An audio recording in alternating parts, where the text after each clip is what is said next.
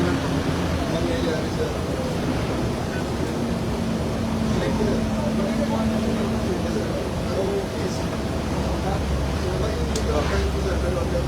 walang warang.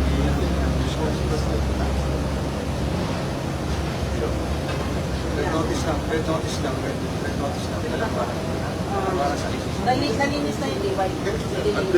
ano yun na Serious illegal detention yan. Red notice is not ano. Red notice is supposed to be issued, can only be issued based on a warrant of arrest. But there should be a copy of the warrant of arrest.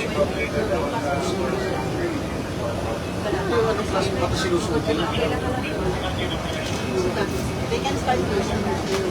They can start using that. Nakalock din yun.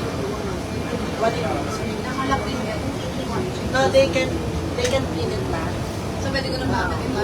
Tapos yung